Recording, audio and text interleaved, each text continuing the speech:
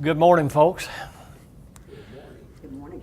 On this beautiful Saturday morning, at a certain stage of life, you finally realize that all mornings are beautiful, even if you wake up and it's 85 degrees, or you wake up and it's below zero and you shuffle through 14 inches of snow.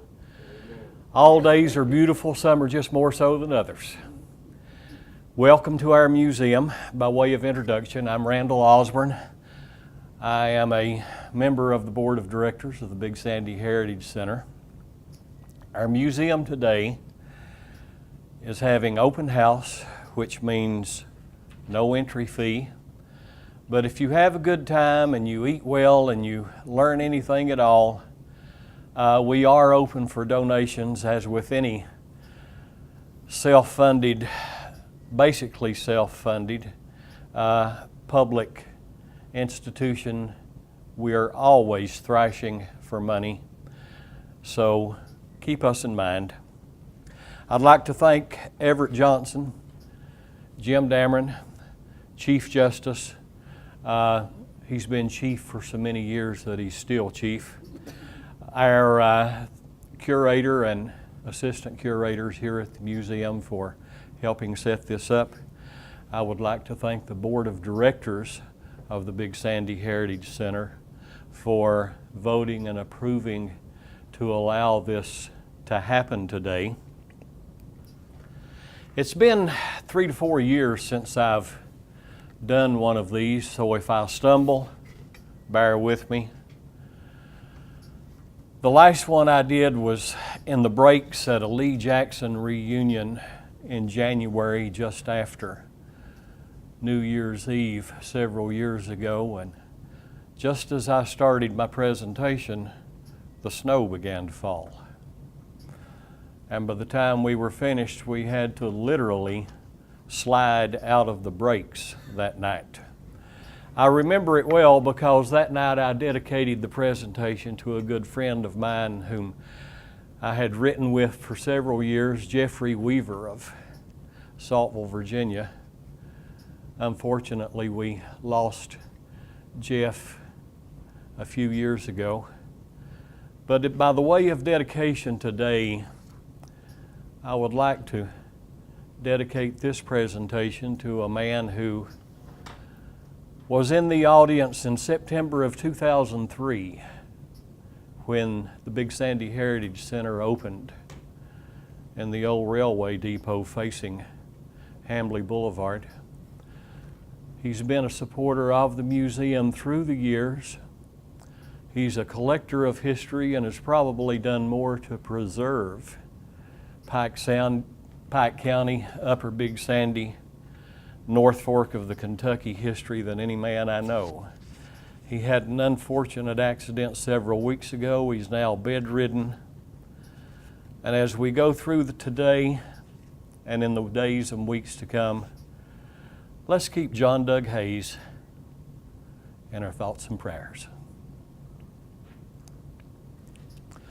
Kentucky Democrats met in Frankfort on January 9th, 1860.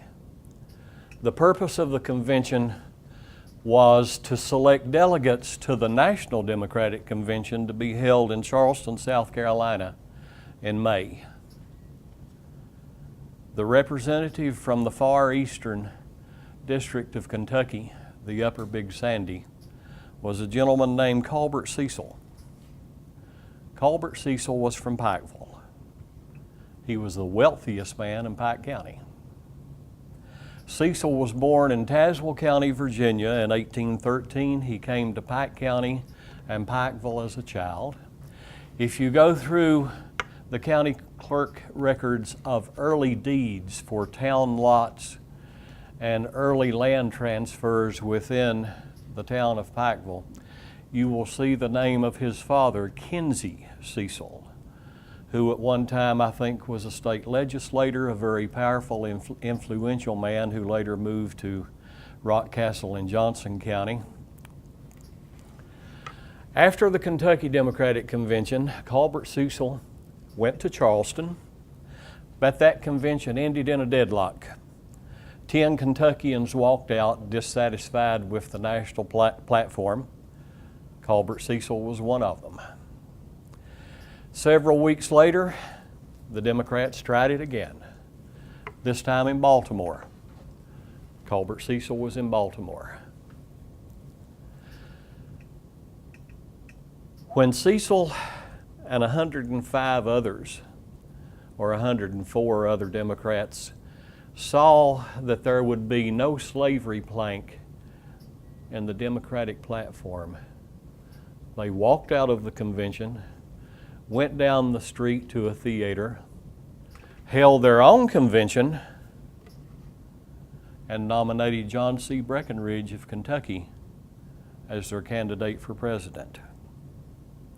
That nomination effectively split the Democratic Party. At the same time, Bell from Tennessee was heading up the Union ticket, which essentially said, we don't want to change anything. We want to keep the Union just as it is, status quo. And as a result, Abraham Lincoln won the presidency with something near 40% of the popular vote. But let me forewarn you or tell you or explain that 40% of the popular vote sort of harkens back to our past presidential election and the criticism of the Electoral College. Even had the Democratic Party not split, Abraham Lincoln still had enough electoral votes to take the presidential election. Where did Colbert Cecil live? Colbert Cecil lived in Pikeville, of course. He ran a store.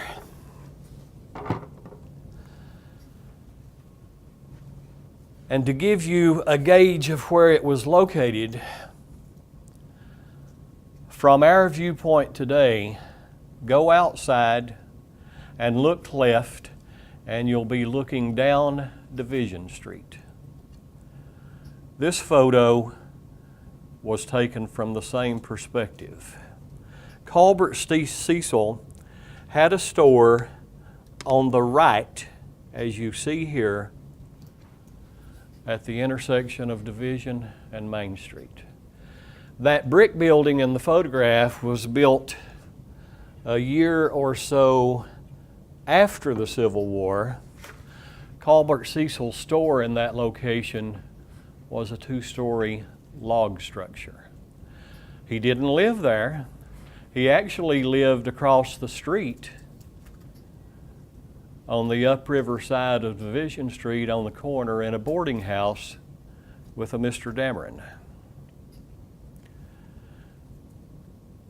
That building was razed to the ground in order to make a parking lot when Division Street was widened and the new Hall of Justice was built. But don't you think that would have made a wonderful Civil War museum with its history relative to the man who actually helped the Democratic Party split and who had such a hand in the year immediately before the Civil War? The shelling of Fort Sumter signaled an end to the way of life that people across America and up and down the Big Sandy had always known.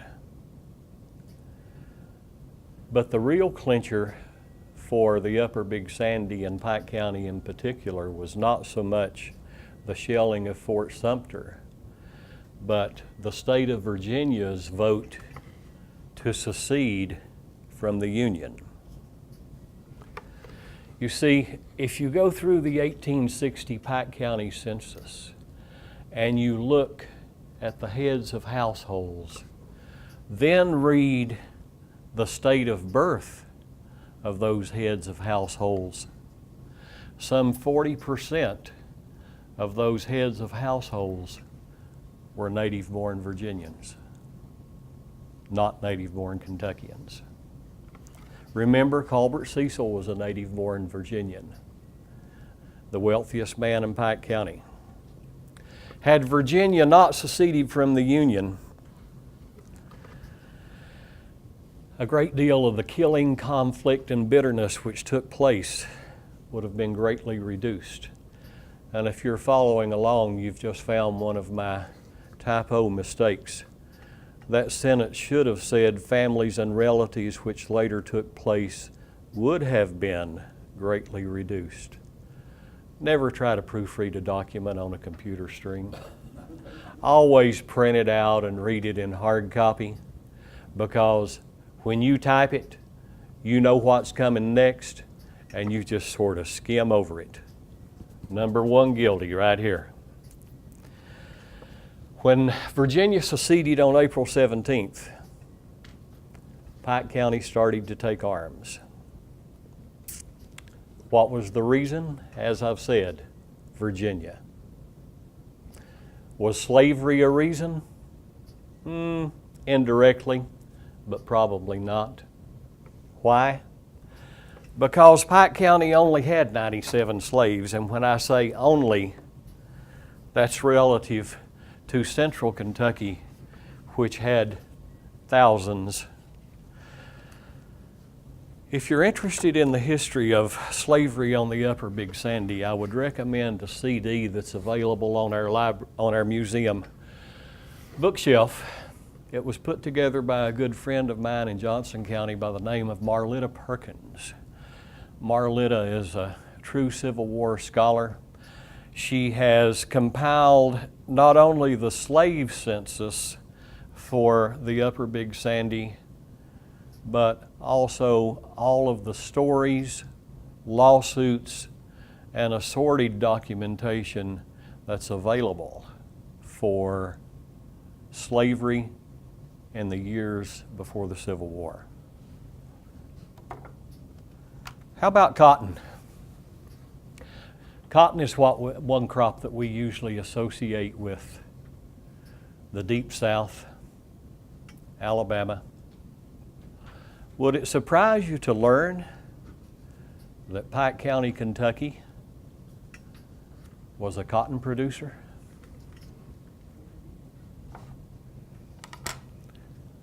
Imagine this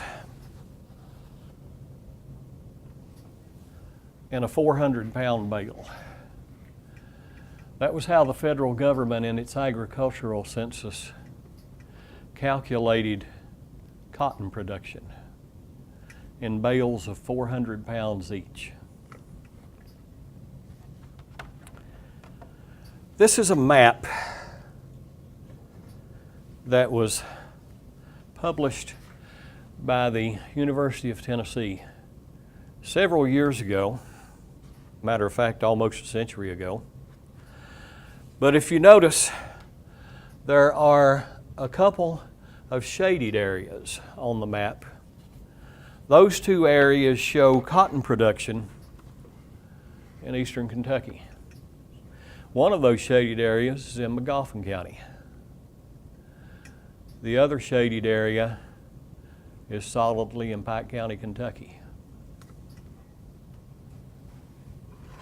You might ask, who were the cotton producers? About the time of the American Civil War, well, actually a decade before, the federal government didn't realize it, but it was doing future researchers a great service, because it started to, along with the population census, collect an agricultural census. And that agricultural census would tell you how many bushels of beans, how many bushels of potatoes, how many hogs you had on your farm, how many work oxen, how many milk cows, and also how many bales of cotton in 400-pound bales were produced.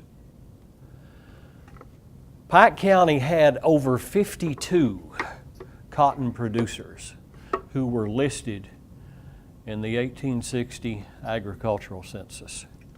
I've simply taken the top producers. Joseph Hopkins, the name on the top of the list, lived on Shelby Creek. near the mouth of what we today call Little Creek. You might ask, what did these folks do with this cotton? Well, what use did Joseph Hopkins have with an inordinate number of 400-pound bales of cotton? It certainly didn't go downriver to New Orleans. The expense would have been too great. They didn't spin it at home. There wasn't a cotton spinning mill in Pike County. Where did it go? Probably down the river to Maysville. Maysville, Kentucky, and I don't think this is a coincidence, started a major cotton spinning mill in 1858, just about the time Pike County farmers began to grow cotton. I think Pike County's cotton probably went down to the mouth of Big Sandy, down the Ohio, to Maysville, Kentucky. We don't have any account books, no sales ledgers, anything to prove it. It's just a hunch. Prove me wrong. Please, prove me wrong. I would love for somebody to do it. 2 weeks before Fort Sumter, a group of Pike Countyans met in the courthouse square just outside of where we are today. They recorded minutes of their meeting and sent an article to a leading Southern newspaper of the day, one of which was the Frankfort Yeoman, the other was the Louisville Courier. Page 2 of this summary gives you the essence of that meeting. It was a meeting of the Southern Rights Party of Pike County, held at the courthouse, March 18th, 1861. Judge William Cecil was the chair, David May was secretary, and the following resolutions were adopted. I'm not going to bore you and read all this, but they accused the Black Republican or Abolition Party of steady aggressions upon the rights of the South.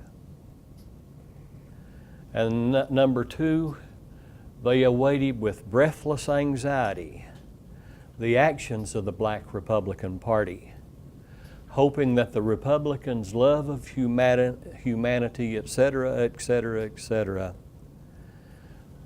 would lead to giving the Confederate States equal rights with the North.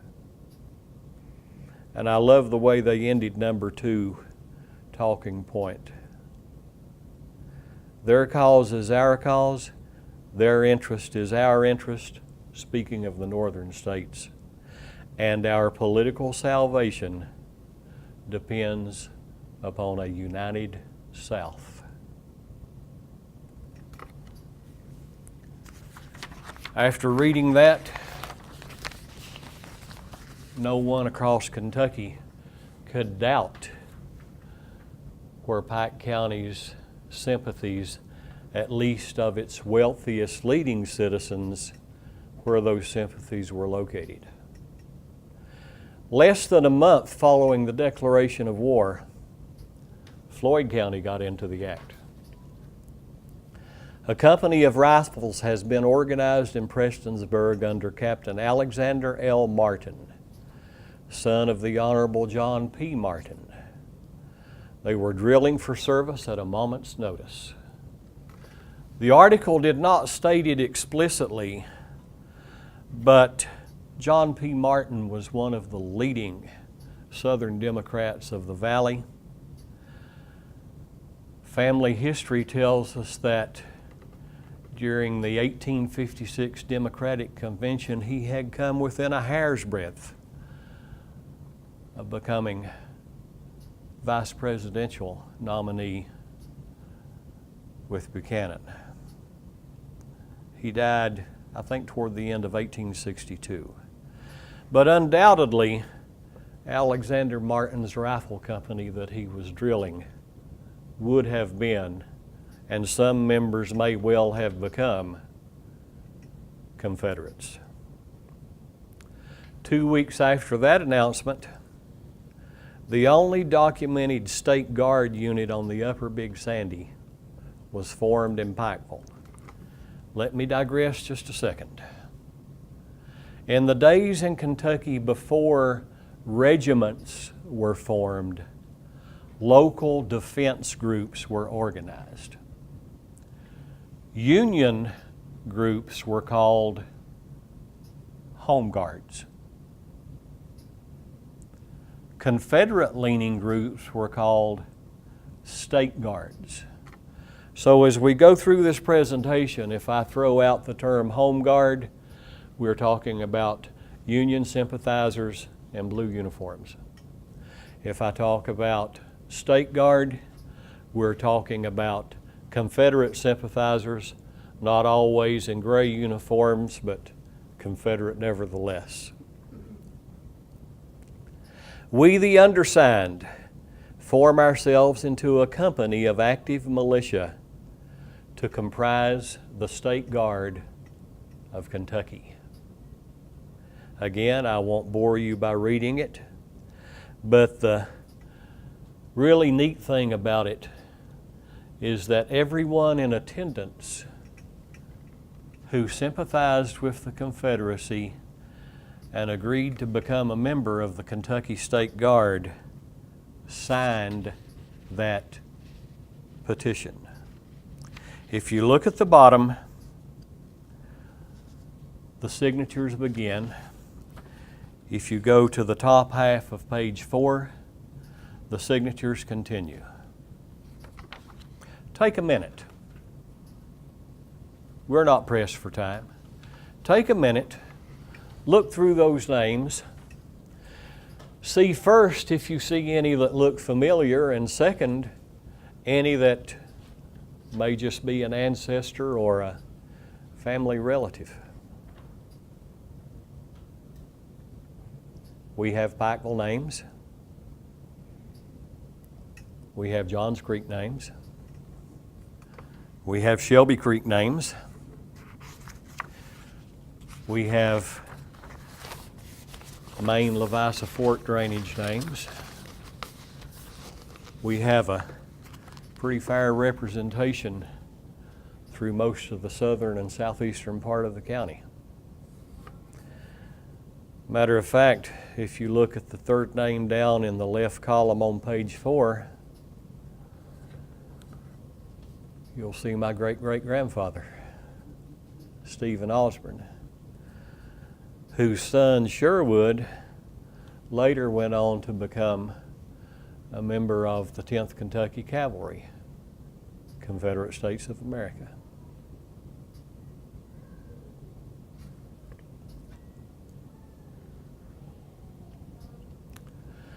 Eight days later, this roster and this petition went to Governor Beriah Magoffin in Frankfort. And along with it, there was a cover letter of explanation. Come in, folks. Help us make a crowd. Join us, please. Just talking to some folks out in the hallway. Come on in. Make yourself at home. This cover letter begins on the bottom of page 4. It's dated May 28th of 1861 to His Excellency Beriah Magoffin. They enclosed the roster of state guards, which we saw above. And the letter of explanation goes on in rather mundane fashion, gives the officers at the top of page 5, Captain John W. Emmert, John May, George Lawson, James Jackson, David May, James Ratliff. They essentially wanted commissions, but more importantly, they wanted infield rifles. And if we can't get infield rifles, we'll settle for rifled muskets. I think it's kind of interesting to note that the election was held and supervised by Farmer Leslie, a very common name on Lower Johns Creek, William Cecil, who was the brother of Colbert, and George Brown, who is a most interesting character in Pike County history. He was a lawyer, although a mistranscription in the published 1860 census calls him a Sawyer, which he definitely was not. Brown went on after the Civil War to sit on the bench and settle one of the more famous Board of Education financial lawsuits ever held to that point in the state of Kentucky. Excuse me just a sec. Sometimes you don't anticipate the crowd you're going to have. If any of you good folks who just came in are interested in Civil War, walk up, grab one of these. If you want to take some notes, I've never believed in asking people to read something without giving them something to write with. If something strikes your mind, jot it down. Help yourself, please. This is rather just a mundane cover letter until you get to the very end. Emmert added a final comment, which I'm sure he did on his own discretion and probably without knowledge of the several people who had signed originally. Emmert wrote, "I know this is all fancy oratory, but hope the reasons given will be sufficient. An answer is respectfully requested immediately. This company is for immediate secession." In order to understand the reasoning behind that, you need to get into the story of John W. Emmert. He lived in Pikeville. At the time, he was county court clerk. He married the sister of George W. Brown, whose name was Frances.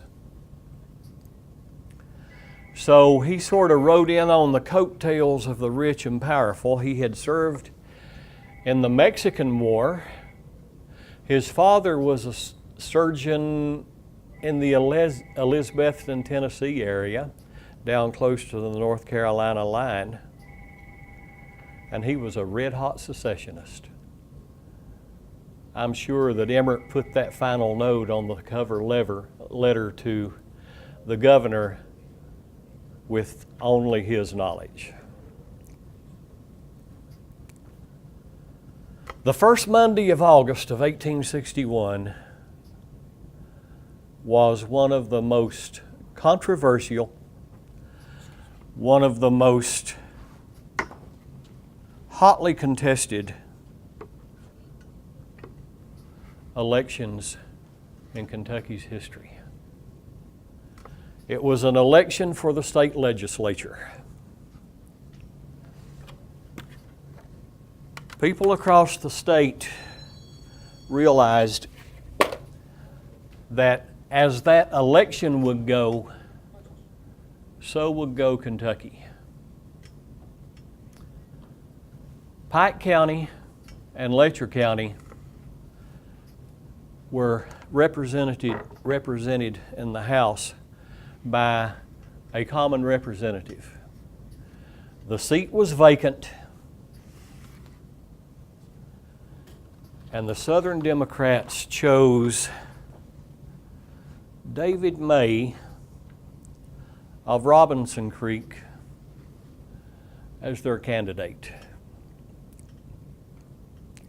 David May was the youngest son of Thomas May, the youngest of 4 sons. May was a Democrat with money, influence, and popular support.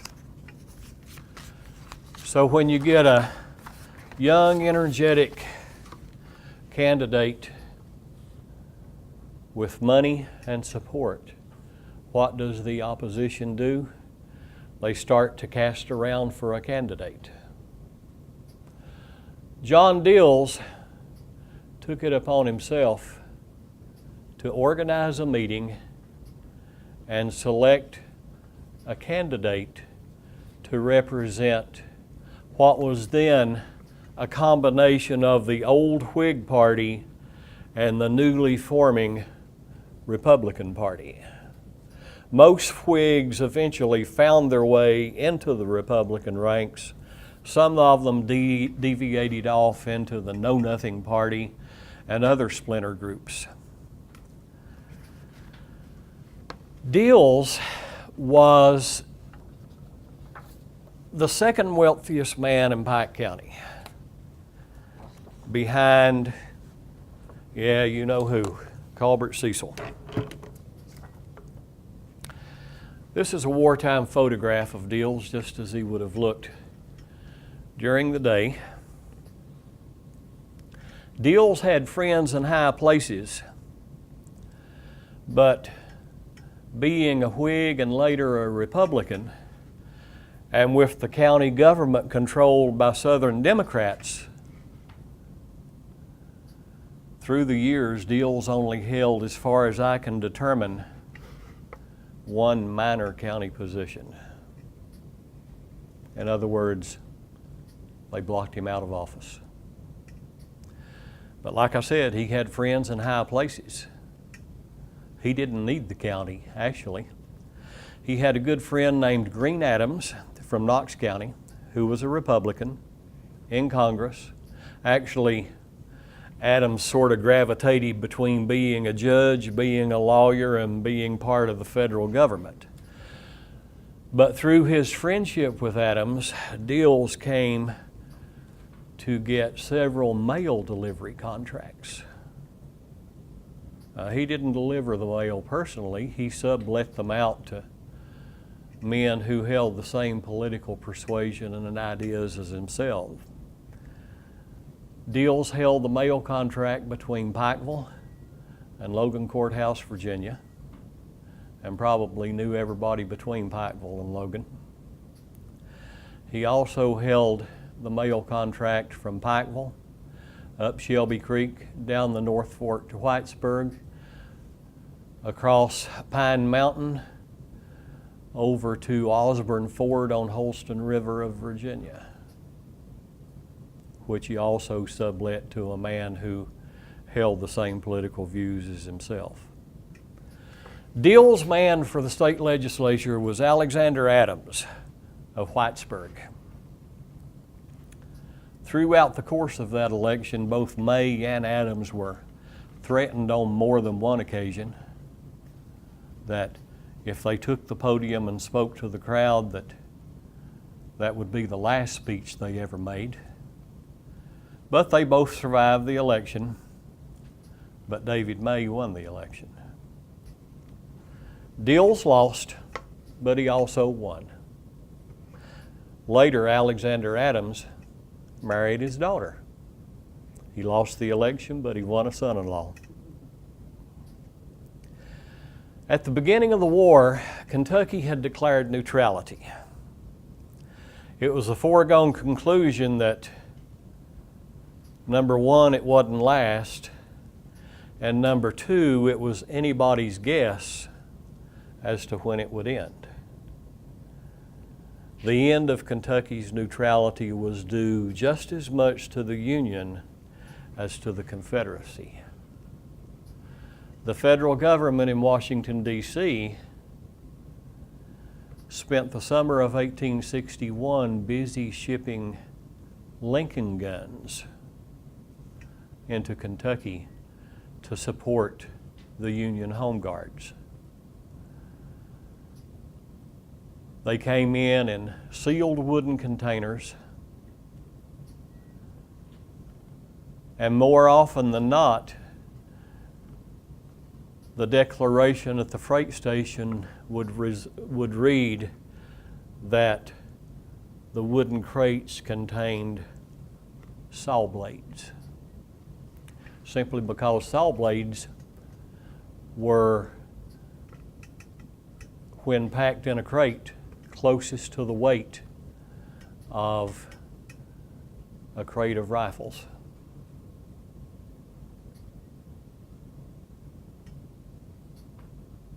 The neutrality was broken by a southern invasion of Kentucky and far western Kentucky.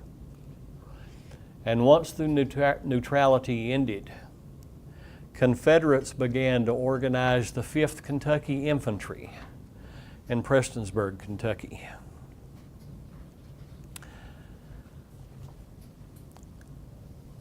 The organizers came from central, northern, and eastern Kentucky and met in Prestonsburg.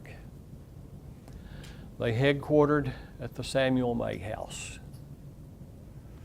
The Samuel May House was, I think, put under construction in 1822. 1817, finished in 1822 maybe? That date sticks in mind. I could be wrong, probably am. But nevertheless, the officers headquartered in the May House. The Marletta, if you would please. I've got a handout over here. Grab a pencil for you and yours and a handout and join us, please.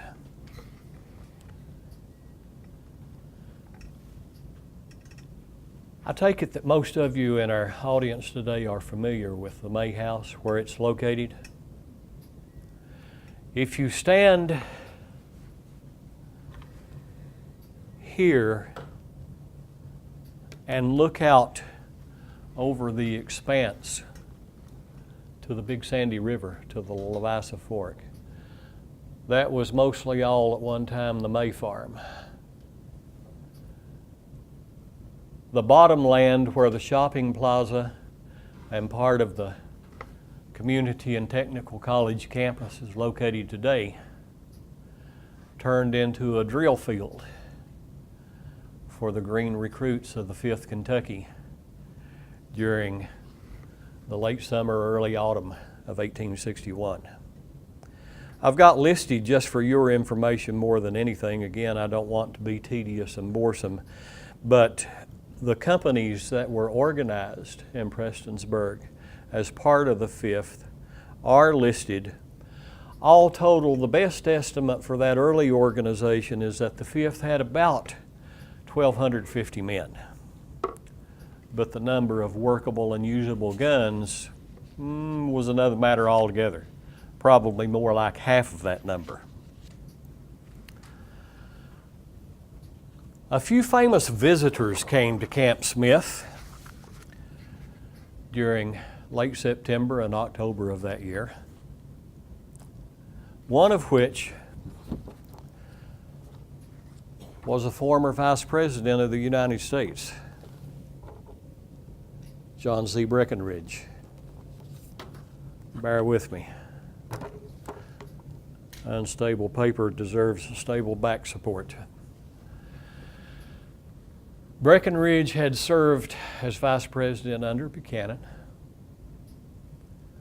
He was widely accepted as being a Southern man. When neutrality was broken, Union sympathizers and the Northern press literally drove him away from his Lexington home. September 22nd, he was in Prestonsburg.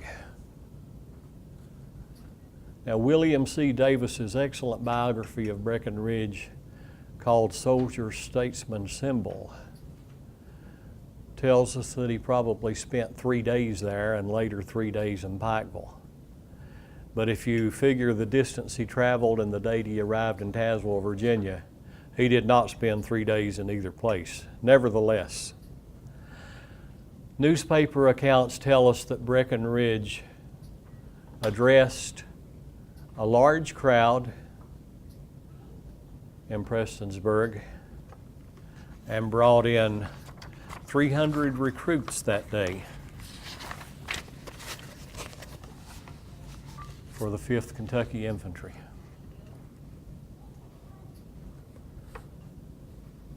Another famous Kentuckian who also made his way through Prestonsburg at the same time was William Preston. Preston was a cousin of Breckinridge, and he, just as Breckinridge had been, was hounded by Union sympathizers and the Northern press until he thought it better to leave than to be arrested and thrown in jail. The Samuel May House, within the span of less than 2 weeks, or actually less than a few days, actually hosted 3 future Confederate generals: John Stuart Williams, John C. Breckinridge, William Preston.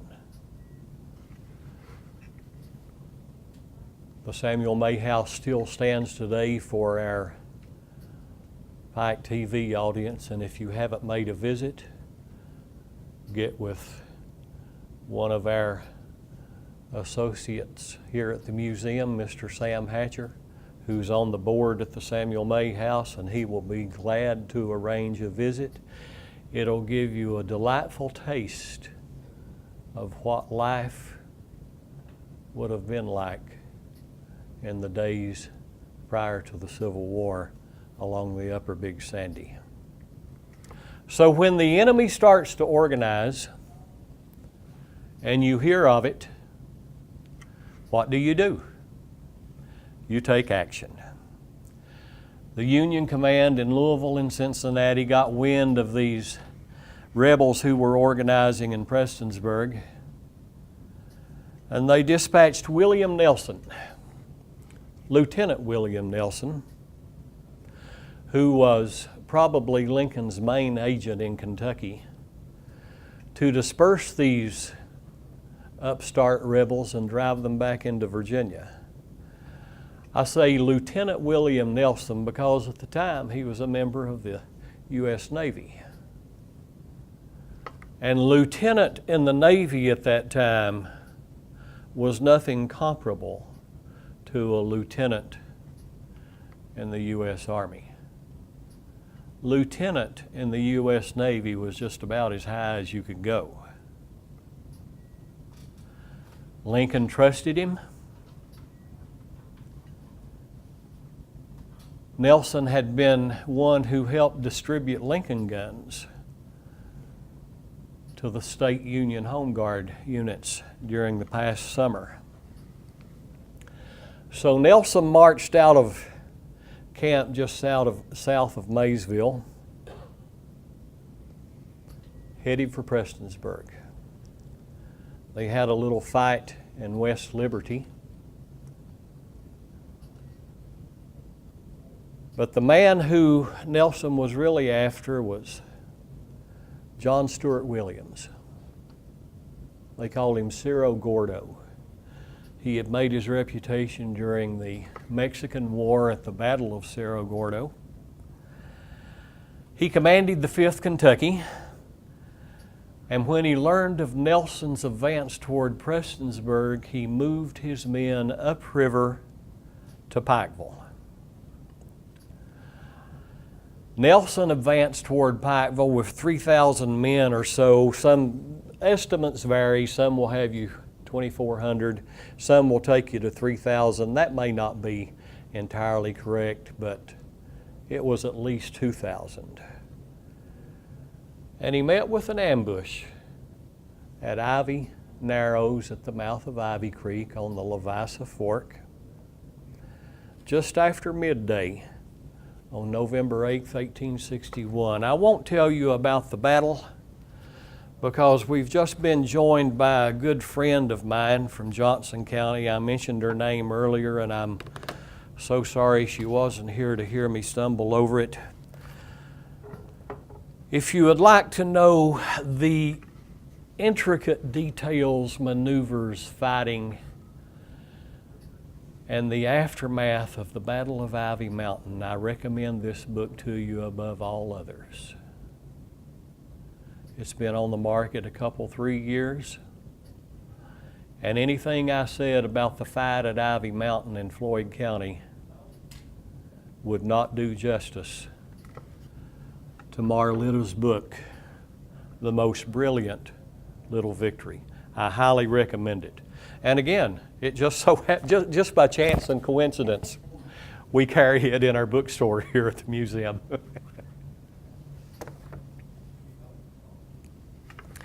Williams moved into Pikeville toward the end of October. And immediately after the fight at Ivy Mountain, he moved his men out of Pikeville, up the river to the mouth of Island Creek, up Island Creek,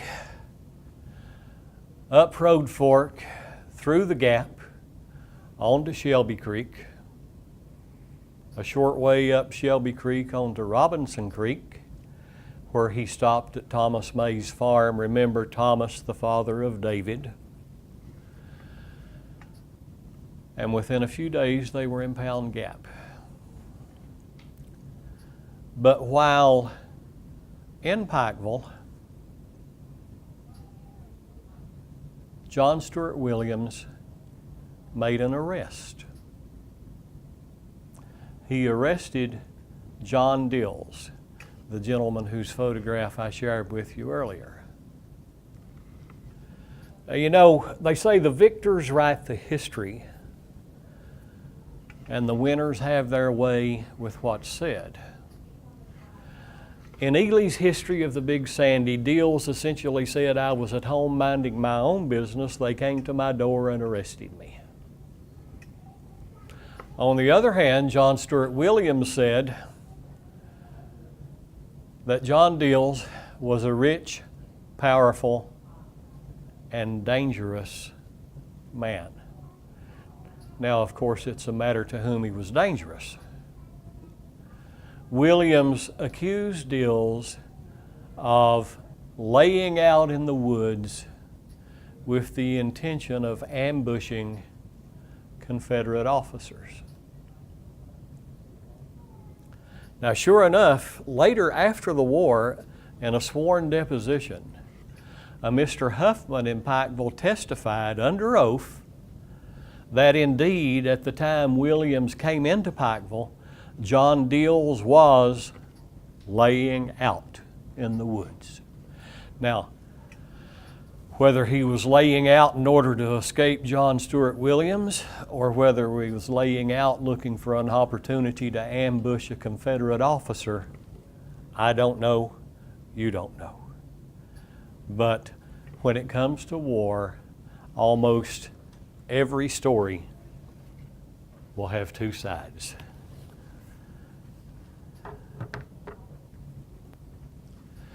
Dils was lodged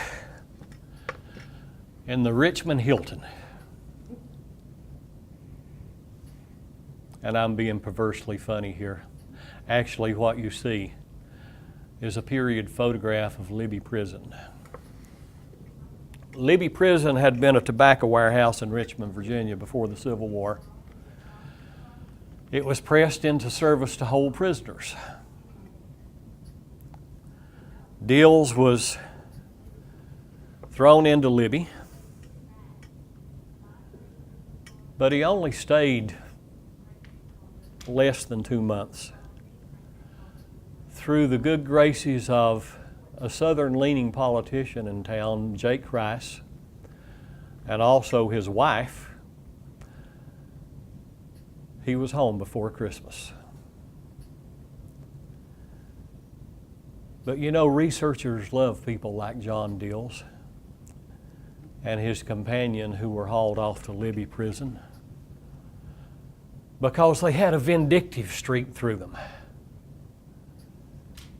They didn't forget. After the war, they filed lawsuits. They named names, they told of places, and they characterized the treatment they received at the hands of the enemy. Dils was no different.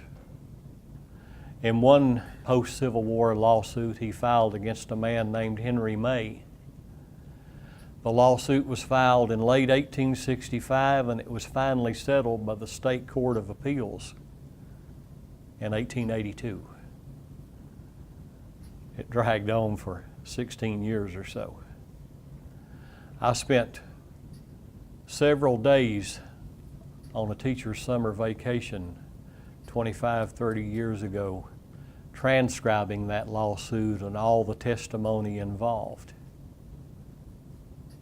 It runs over 100 pages, typewritten, double-spaced. Again, we love people like Dils. They file the lawsuits. The lawsuits are available today in KDLA, Department of Libraries and Archives in Frankfurt, and they tell the whole sordid story about what happened.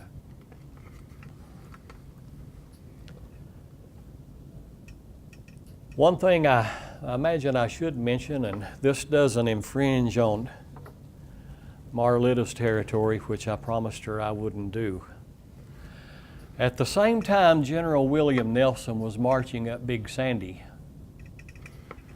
toward the ambush that would culminate at Ivy Mountain, another Union force was coming up Johns Creek. Nelson was a pretty good tactician for a Navy man.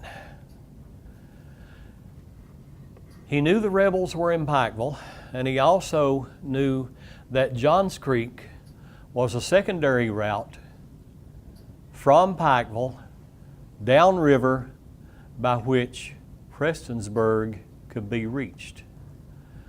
So in order to ensure that the rebels in Pikeville didn't get wind of the advance, cross over onto Johns Creek, and come in behind Nelson's force and raid the supply depot at Prestonsburg, Nelson sent a force up Johns Creek. They marched down the river to the mouth of Johns Creek, up Johns Creek, and what was eventually a 2-day journey eventually brought them into Pikeville. The commander of that force was Colonel Joshua Cecil. History only hints at it, but it was a miserable expedition. It had rained for, it seemed like forever before the expedition was mounted. The bottomlands were soggy, muddy. The streams had overflown, and it was just terrible.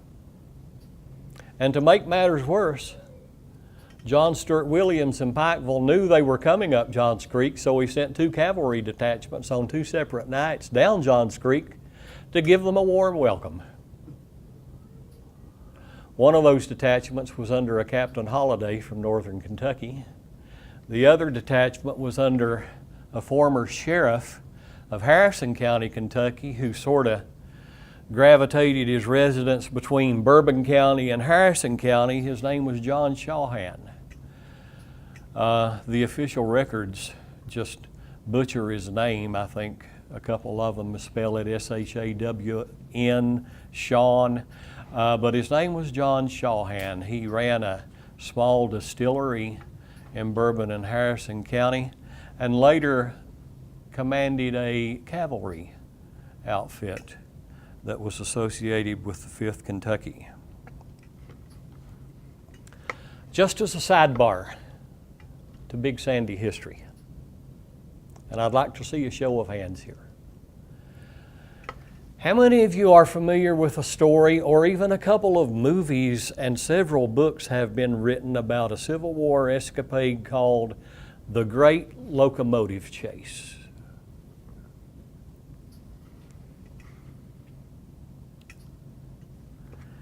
The Great Locomotive Chase was the end result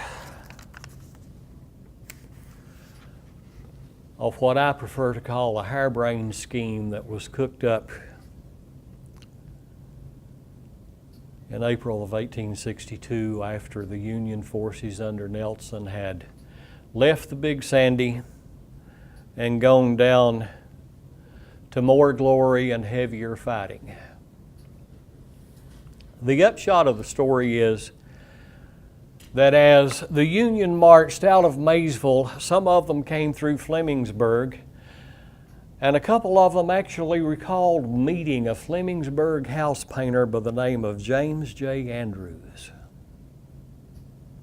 Nothing else came of Andrews until April of 1862, when he walked into Union headquarters, talked to Major General Ormsby Mitchell, and presented a scheme for disrupting the Western and Atlantic Railroad, which ran through Georgia, a Confederate supply route. Andrews' plan was to take Union volunteers out of uniform, which was violently against the rules of war, and when caught would be grounds for execution on the spot. Without maps, with only oral orders, something near 21 volunteers left out of Union headquarters and essentially were told, "We'll see you in Georgia a few days later." Everybody converged at the same point. They did converge. They commandeered a Confederate locomotive at Big Shanty, Georgia. It was called the General, and they headed north, full steam ahead. Taking up chase was another locomotive called the Texas. The only problem was that the ones who had commandeered the General ran out of fuel just outside of Ringgold, Georgia. They were captured. 6 of them were hanged and buried in a mass grave. They were later reinterred to a national cemetery. Andrews was given special treatment by the Confederates. He was hanged outside of Atlanta in something of a private ceremony, buried in an unmarked grave. But the upshot of this whole sidebar I'm telling you about on the Great Locomotive Chase is that the volunteers who moved into Georgia out of uniform and against the rules of war were all members of the 21st Ohio, the 2nd Ohio, and the 33rd, which was Jonathan Seal's outfit. Every one of those boys had either marched up Johns Creek or spent time in Pikeville after the fight at Ivy Mountain in November of 1861. 19 of those boys were later awarded the Medal of Honor, several of them posthumously. Andrews was not awarded the Medal of Honor simply because he was a civilian and was not eligible.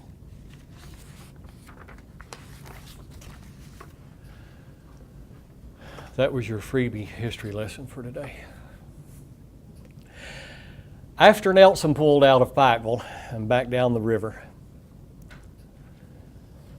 the upper Big Sandy was rather silent for about a month, but the man who broke the silence was one who, just like William Nelson, was fully capable of breaking anybody's silence. His name was Humphrey Marshall. He weighed close to 350 pounds. When he rode, he usually traveled on the seat of a buckboard wagon or sometimes the back of a stout mule. He was a native-born Kentuckian. He had served time in Congress. And when the Civil War broke out, he was practicing law in Washington, D.C. On December 1st, 1861, he came through Pound Gap, made his way through the gap, down the North Fork of the Kentucky toward Whitesburg, cut through a small corner of Perry County and into Floyd County. He camped for a few days on Middle Creek, right about the best I can gauge where the Mountain Arts Center would be today. His command never crossed the river to go to Prestonsburg, but there was a gentleman by the name of Friend who ran a boarding house and tavern across the river in Prestonsburg, and I did find a note that Marshall found time to visit Mr. Friend's tavern across the river. Marshall commanded the 5th Kentucky under John Stuart Williams, the 54th Virginia under Robert Trigg, who held sort of an elitist viewpoint when it came to Kentucky troops, the Nottoway Artillery under Captain Jeffries, the 29th Virginia under Colonel Alfred Cleon Moore, and he was ostensibly in command of the Pound Gap Battalion under Major John Thompson. But the Pound Gap boys, when Marshall came through on the way to Kentucky, said, "We signed up to fight for Virginia as our home, and we are not going into Kentucky."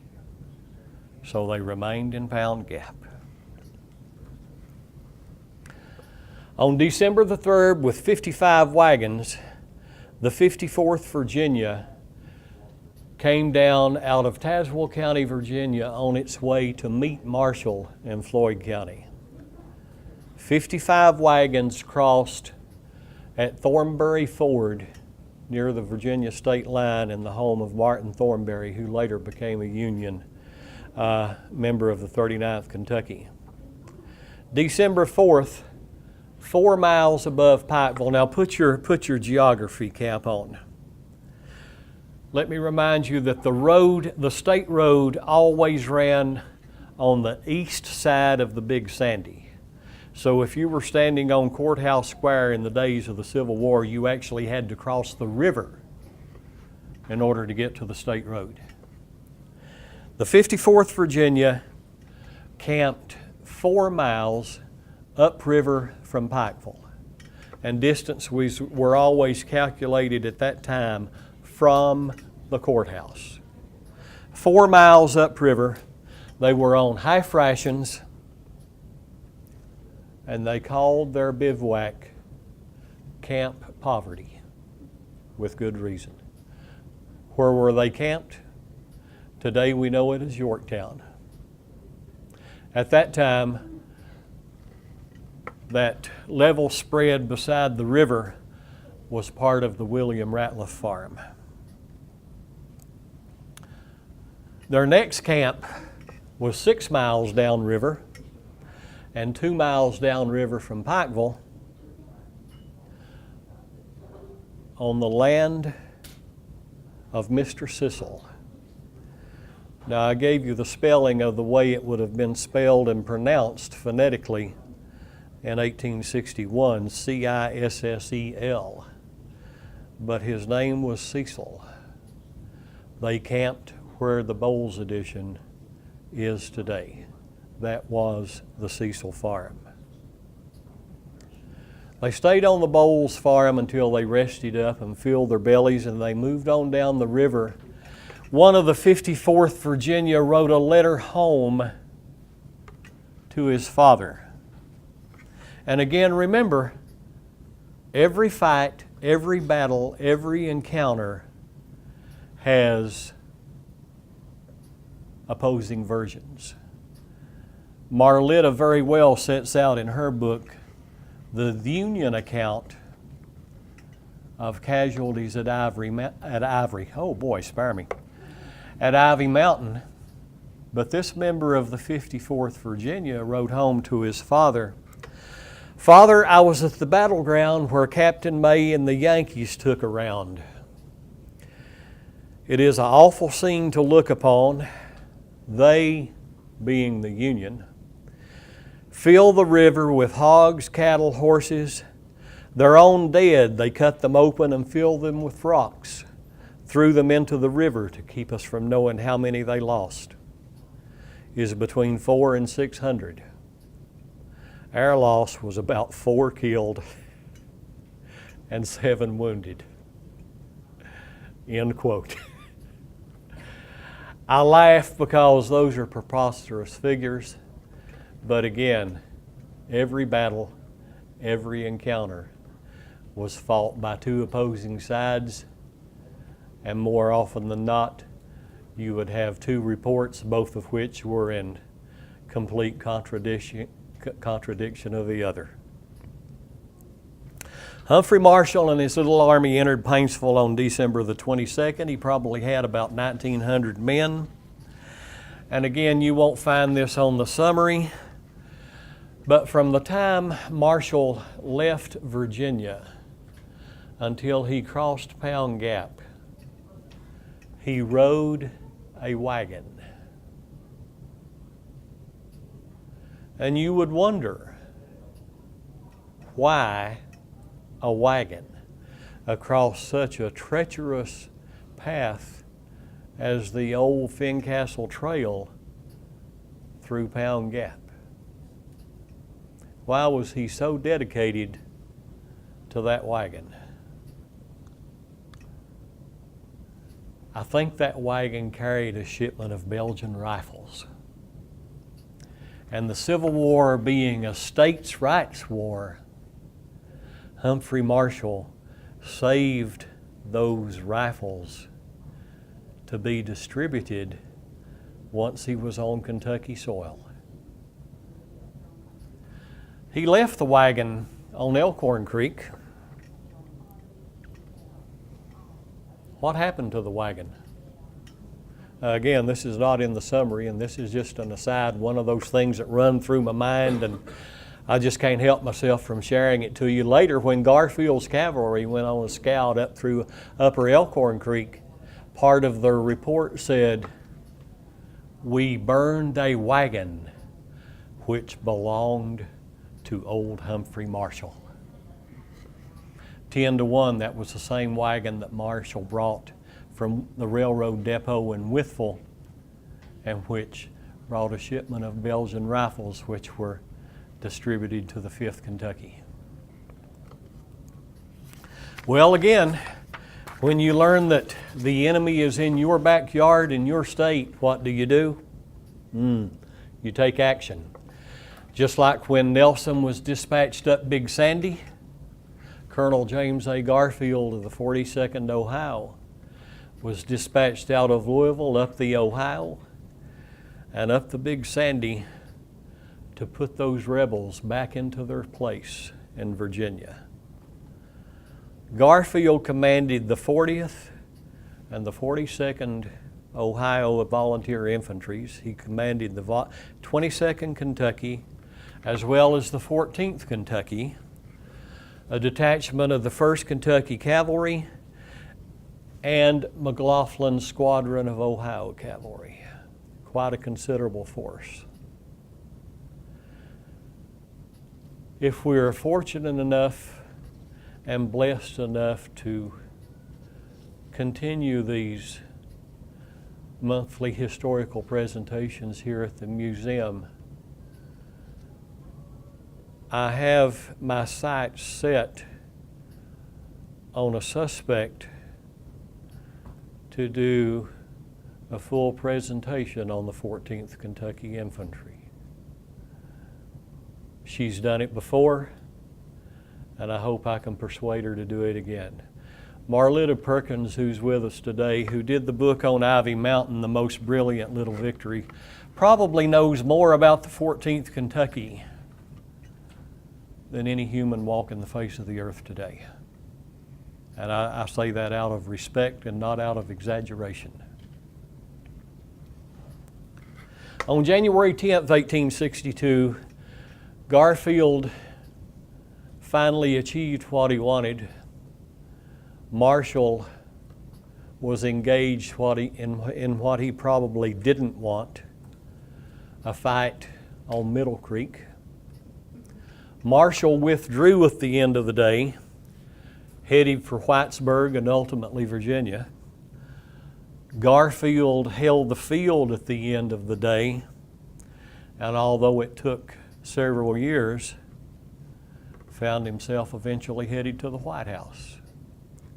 The fight at Middle Creek was the first stepping stone on President James A. Garfield's path to the White House. One of those human interest stories that come out of lawsuits years after the war, I'll share with you in the next paragraph. People sort of made fun of Marshall's artillery. It was a wet, humid, cloudy day, drizzling, and the powder in those days would absorb water with no problem. The artillery, the Nottoway artillery, made a lot of noise, but it didn't do a lot of damage. I got a real kick out of reading a deposition years later in which James Weddington, who lived about 5 miles downriver from Pikeville at what we call Weddington Plaza today in Coal Run, testified under oath that on the day of the fight at Middle Creek, he was outside raising a cabin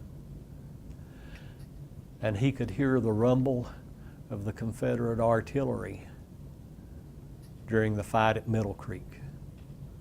You might think, well, the old man was just making that up and he was just polishing his own apple to get a little attention. But you consider the circumstances, the Big Sandy being walled in by mountains on both sides. It was a terribly overcast day with heavy clouds. The Big Sandy Valley was essentially a natural residence chamber. And I have no doubt that what Mr. Weddington testified to was probably true, that 5 miles downriver from Pikeville, he probably did hear the Confederate artillery during the fight at Middle Creek.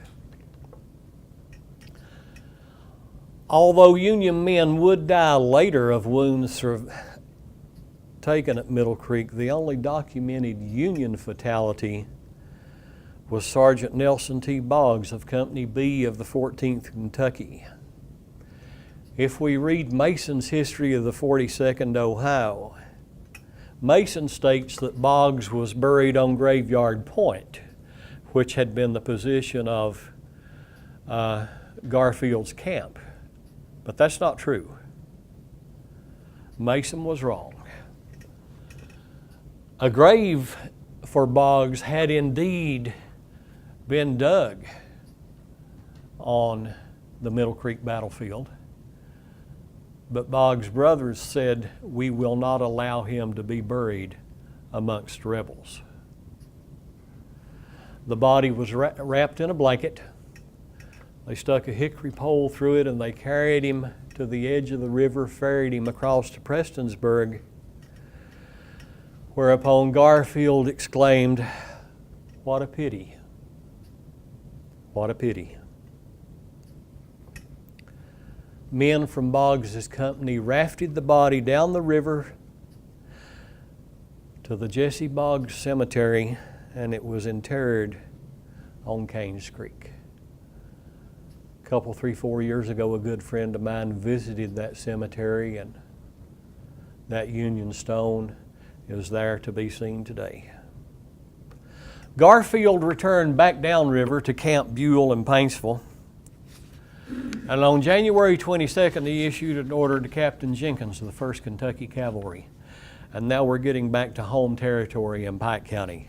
"You will take command of a detachment of 100 men detailed from the 1st Kentucky Cav and McLaughlin's squadron, and 2, now that's 1, 2, only 2, from the 14th Kentucky Infantry, and proceed 8 o'clock tomorrow morning on an expedition to Pikeville." He had loyal citizens to serve as guides. And he told Jenkins that on your way to Pikeville, you will turn aside from the direct route. In other words, don't take the river road and pass up Johns Creek, capture or disperse a small body of enemy in that vicinity. He was talking about a rebel by the name of Jackson who operated on Lower Johns Creek, who later actually gave himself up, I think, to Garfield after Garfield promised him a little leniency and not too harsh a punishment. You will then move on to Pikeville, capture or drive out any detachments of the enemy, and return again to camp. Best as I can figure, Jenkins' cavalry rode into Pikeville on the morning of January 25th. And the Confederacy lost one of its guiding lights in the upper Big Sandy Valley. One of Jenkins' guides was a Pike County boy from the mouth of Shelby area who was a sworn enemy of Judge William Cecil. He and a relative of Cecil had gotten into a fight in October on the courthouse square. Cecil had slapped the wrist of his relative and said, "Don't you do that again." But he had thrown the Union boy in the Pike County jail. And when the Union boy was freed, he took an oath that if he ever had the opportunity, he would kill William Cecil. 5 or 6 years after the Civil War, Garfield, in sworn testimony, recalled, "I recollect that a prominent citizen of Pikeville, Judge Cecil, was captured by some of my troops. Probably within 15 minutes of being captured, a Kentucky regiment of infantry came up." Now keep that in mind, we're going to revisit that phrase. "And a soldier of the regiment who knew Judge Cecil leveled his musket, shot him, notwithstanding he was a prisoner of war." I give this as an illustration of the feeling which was very prevalent at that time in that locality. What's the problem with the phrase, "a Kentucky regiment of infantry came up"? Well, the 14th was the only regiment around at that time, and it was not in Pikeville.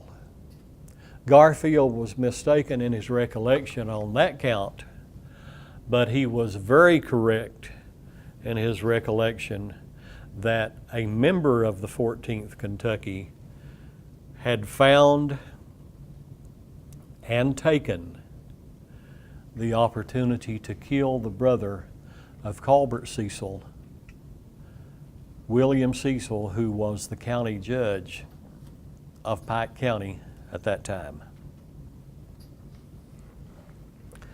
After the Middle Creek fight, Garfield lay sick in bed, and at one point they thought he was near death in Paintsville and Camp Buell. He dispatched Colonel Daniel Lindsay of the 22nd Kentucky upriver with troops to establish a camp in Pikeville. On February 5th, 1862, Colonel Lindsay wrote to Garfield, "We arrived at this place on the Piketon," which was a steamboat, "a little before dark. The valley," which was another steamboat, full name the Sandy Valley, "was just backing out from the landing, having unshipped all her freight. I immediately had the tents pitched on a hill near the town, pickets posted, and such of the provisions as would be injured by the exposure carried up." Garfield, in regional histories, is almost always given credit for establishing and naming what came to be called Camp Brownlow in Pikeville. Not true. Camp Brownlow was established by Colonel Daniel Lindsay of the 22nd Kentucky. Matter of fact, Lindsay wrote to Garfield We have named the camp Brownlow after the noble patriot of Tennessee. Brownlow later became governor of Tennessee after the war. He was a strong Union man, a contradiction in terms and a fascinating character that I don't have time to get into today. Once Garfield came to Pikeville on February 22nd, and again, this is an aside, it just so happened that Garfield arrived in Pikeville on the day of the beginning of what some consider the largest flood to ever strike the Big Sandy Valley. Of course, the rebels would have told you that Garfield brought it with him when he came upriver, but that's another matter altogether. When he came to Pikeville, he headquartered in the William Ratliff home. That house was at the upper end of Main Street in Pikeville. This photograph is not exactly correct. It shows Garfield with general's insignia, which he was not in reality at the time he came to Pikeville, although his promotion was in progress, and even before that time he had been addressed as General Garfield in written correspondence. He headquartered in this house, as I said, which is at the upper end of Main Street. It was owned by William Ratliff. They called him General William Ratliff. Some folks are under the mistaken idea that he had been a general in the military, but not true. He was actually a local militia commander. In those days, a title of respect for a militia commander was general, even though he wasn't a general. The same was true of William Francis on Peter Creek drainage in Pike County. He was commonly referred to as General Francis, but he was no more a general than you or I. He had simply been an officer in the local militia. Why did Garfield choose this spot? Two reasons. Number one, he was a member of the Disciples of Christ, what in those days were termed a Campbellite, a religious order, strict interpretation of the Bible. It just so happened that the Ratliff family were also Campbellites, disciples of Christ. In one of his correspondences home to Ohio, Garfield stated that he was living in a home owned by disciples. Of course, the Campbellites are disciples of Christ. The second reason he chose this house was because he was invited. General William Ratliff, the owner of the house, was a die-hard Southern man.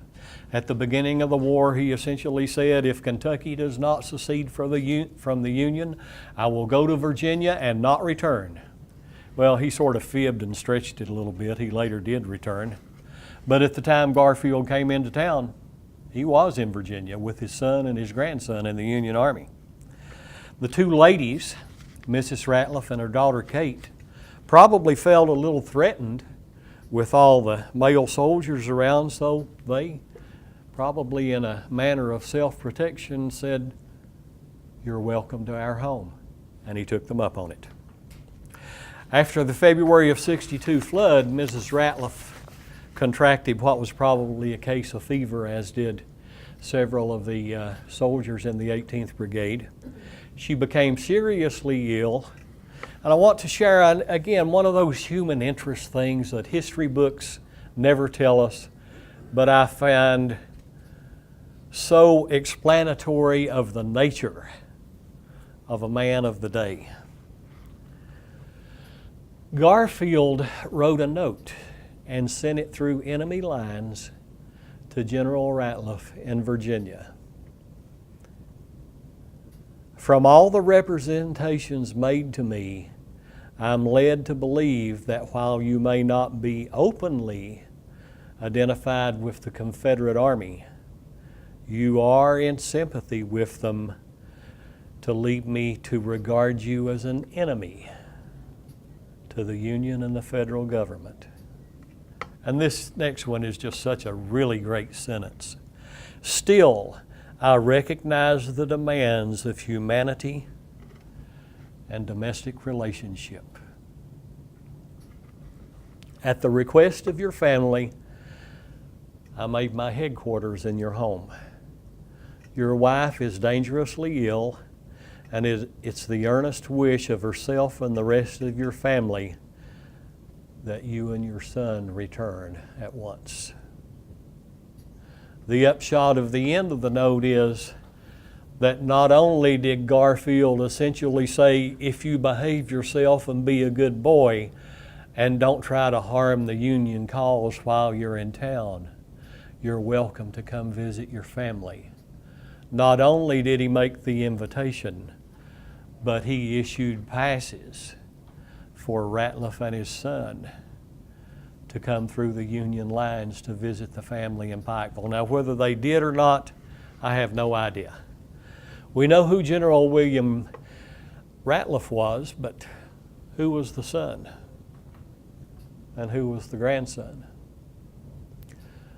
The son was generally known as Harrison Ratliff. His full name was a real mouthful. William Henry Harrison Ratliff. I think I'd prefer to go by Harrison too, don't you? The grandson was Harrison's son, W.O.B. Ratliff. William Orlando Butler Ratliff, who was named for a Kentucky politician during antebellum days. For anyone familiar with mineral and timber resources following the Civil War, W.O.B. Ratliff was a mover and a shaker along the upper Levice and the Shelby Creek areas. The story is that the town of Virgie was named for his oldest daughter, Virgie Ratliff. Even if it's not true, it makes a good story, and I prefer to believe it. That's my story, and I'm sticking to it. On Saturday, March 8th, Nathaniel McClure Menifee and his men paid a visit to the home of a Mr. Gibson on Greasy Creek. The Gibsons were a Union family, and an Ohio soldier who kept a diary later wrote that we were dispatched with 100 others to pursue some secedes. They forded Shelby Creek at the mouth of Shelby, and they went a short distance and then about a mile up a small stream, and they found a young man hanging by his neck, suspended from a tree. They had just ridden about a mile up Dry Fork, which is just literally a stone's throw from the mouth of Shelby. They cut him down, brought him a mile back down Dry Fork, and a mile up the river to the mouth of Greasy Creek. The background to all of this was that Menifee and his men had ridden up to the home. Menifee was the type of fellow who would essentially lay a pistol in a man's face and said, "Welcome to the Confederate cavalry." This was a Union man who did not want to go. They took him by force, and the farther they went, the less patience they had with him, and they finally strung him up and hung him by the neck as a warning to other Union men who might have second thoughts about riding with Menifee. Menifee was a bad hombre, and let me just rest it with that. if you ever thought it, you would be inclined to read the story of some of the crimes he committed and personal insults he delivered, let me introduce you to the very finest and most eloquent book that's ever been written on the life of Nathaniel McClure of Menifee. Why do I say that? I'm biting my tongue while I say it. I wrote this book a couple years ago, and it just has to be the best and most eloquent because it's the only one that's ever been done on the subject. I find this guy to be a fascinating character study in history. Somewhere he got a great education. He was well read. He would quote from Grecian fables and Lord Byron's poetry. He served in the Mexican War and had his left leg shot off. Went to California during the gold rush. Became county court clerk of Sonoma County, California. Came back to Kentucky and graduated from the University of Louisville Law School. In the days when most lawyers would serve a clerkship under a judge or a lawyer, and a few months later say, I am qualified, put their shingle out beside their office door and say, I'm open for business. That wasn't Menifee's style. He actually got a degree from the University of Louisville. He had a mean streak as long as his education and his literacy. When the war started, he took no sympathy with Union men. He operated in Pike County. He operated on Shelby Creek, and later in Southwest Virginia. He was a B.A.D. bad man that you did not want to mess with.